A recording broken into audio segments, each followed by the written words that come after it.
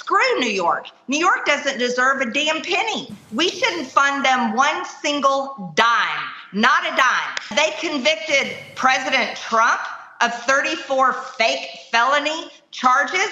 Oh, no. They don't deserve a penny from the federal government. That's what Speaker Johnson can do. A very triggered Marjorie Taylor Greene effectively declared war on the state of New York, vowing to strip it of its federal funding during a recent appearance on Steve Bannon's MAGA podcast. She referred to New York as a corrupt state that doesn't deserve, quote, a single effing penny, end quote. And all of this because her cult leader, Donald Trump, is now a convicted felon. But before we unpack all that, if you end up liking this video and you want to support the channel, please be sure to hit the like, subscribe, and alert bells before you go. All right, friends, we got a clip to look at here. Marjorie Taylor Greene, and in one of her most unhinged and deranged appearances, suffice it to say she is not handling well the fact that Donald Trump is now a convicted felon, and this is what she proposed to top Trump advisor Steve Bannon. Are you telling me right now that your belief is, as a sitting congressman, that the Speaker of the House is lying to President Trump? He's not doing everything, ma'am? Yeah, no, he's doing nothing. He's helping the Biden administration. He fully funded the Department of Justice. He fully funded the entire attack against President Trump. Jack Smith, special counsel, Merrick Garland. He fully funded Matthew Graves, who just convicted a 75-year-old woman yesterday, and they're sending her to prison for 2 years for protesting in an abortion clinic. No, Mike Johnson has fully funded all of this. He can stand at the sticks and say whatever he wants, but his words no longer matter. The only thing that matter are his actions going forward. The only thing that matter from the Republican Party to the American people are Republican actions going forward. That's the only thing that matters. And I think the American people have turned a corner after they watched that conviction come down in New York, to the point where it's like, you know what? Screw New York. New York doesn't deserve a damn penny. We shouldn't fund them one single dime, not a dime. Because New York, you want to know the state of New York? You know what they did, Steve? That state of New York released a monster, an illegal alien, that then traveled down to Georgia and murdered Laken Riley. Yet they convicted President Trump of 34 fake felony charges. Oh, no. The state of New York is the one that carries on and continues crime and violence and corruption. They don't deserve a penny from the federal government. That's what Speaker Johnson can do. He can say, I'm sorry, New York. You just convicted President Trump. We aren't giving you a damn thing. And that's what I'm going back to Washington with, Steve. I'm not going to give a single effing penny to anybody until we hold these people accountable. And that's exactly what we should be doing. I love how Steve Bannon, again, who's crazy, by the way, he's his own brand of crazy, effectively had to play Marjorie Taylor Greene off almost like she was giving an overlong Academy Award speech. But yeah, again, as you can see, she's not handling this well. And in addition to effectively declaring war on the state of New York, she, for all intents and purposes, seems to be blowing the dust off her feud with Republican Speaker Mike Johnson. Now, again, this wasn't just an outlier. She even tweeted about it or excreted about it, if we're referring to X, and excretion, of course, being a reference to what David Pakman calls a tweet. She says, no federal funding to New York. I'm calling for it. New York needs to drop their convictions of President Trump. The whole thing was illegal. Republicans should not vote to fund a single penny to that corrupt state. A couple of things before we dive into the rest. She is under the impression that the majority of Americans, or perhaps every American, believes that Donald Trump was wrongfully convicted. There's no polling data to support it. As a matter of fact, the polls that have been released post-conviction all show that a majority of Americans believe, number one, that the conviction was correct, that Donald Trump was correctly convicted of his crimes, and also a majority of Americans think that Donald Trump is not fit to be president. 54% to 40%.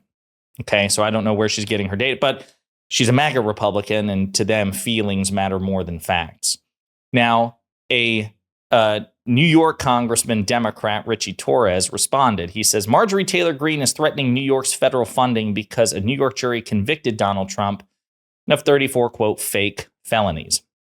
Marjorie Taylor Greene is a joke and doesn't control funding for our state. Never did, never will. And to you, Marjorie Taylor Greene, I say this. You're threatening 19.6 million people? Bring it on. Bipartisanship is immensely difficult, but the one time it was easy for House Democrats and Republicans to agree on anything was to stop you from dragging us into your daily drama. And we'll do it again. Now, I will point out, to his point, the Republican Party, with its one seat House majority, that majority is comprised in part of 10 Republicans from New York.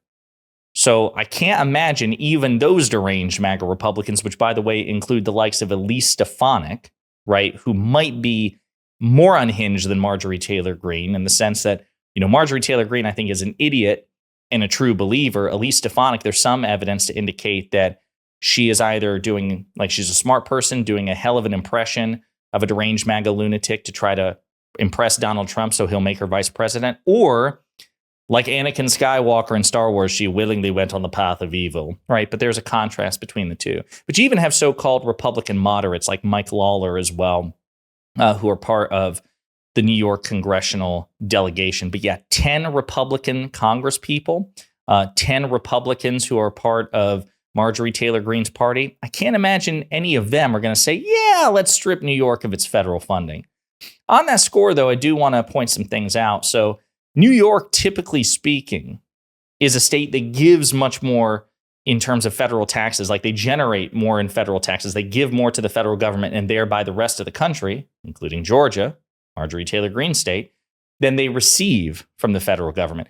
The exceptions being the COVID years, because, of course, New York was basically ground zero for the pandemic, right? So it needed much more in terms of federal relief. But generally speaking, it is a donor state. And it also generates a ton of money in federal taxes. In fiscal year 2022, New York generated $361.8 billion. Nearly $362 billion New York gave to the federal government in taxes. Is Marjorie Taylor Greene saying that they don't need that money? Seems unlikely. As people pointed out, again, in the past few years, that position somewhat flipped because, again, they needed quite a bit of federal assistance because of COVID. The response to the direct economic conditions brought on by the pandemic boosted federal aid for New York and all other states, says DiNapoli, who is the state comptroller for New York. But New York has a long history of being a donor state that typically pays more money to the federal government than it receives in federal spending. Again, that would be wildly inconvenient for the rest of the country if Marjorie Taylor Greene had it her way. Now, again, what will come of this? Probably nothing, right? Marjorie Taylor Greene, I can't imagine a scenario, again, in which she somehow devises a federal budget that zeroes out New York somehow or stipulates that New York can receive no federal funding, but the other 49 states can. And again, what would that mean in terms of the taxes that New York generates for the rest of the country? Again, including Georgia, red state that Marjorie Taylor Greene represents. Besides which, it would need to be passed by the Senate and signed into law by the president. But again, this is just more of a temper tantrum because Marjorie Taylor Greene is a cultist. There's literally nothing. Donald Trump, if he has one talent, I've said it before, I'll say it again, if he has one gift, it is accurately understanding the Republican base, the MAGA base. He has an instinct for their impulses, their passions, and their prejudices better than anybody. And when he famously said he could shoot someone on Fifth Avenue and not lose a single vote, I think there was truth to that. I think he understood that the MAGA base was cultishly devoted to him, and that includes Marjorie Taylor Greene. He can do no wrong. He is perfect in her eyes. He is above the law. He's above the Constitution. And if there's ever a contradiction between Donald Trump and the law, then the law must be wrong.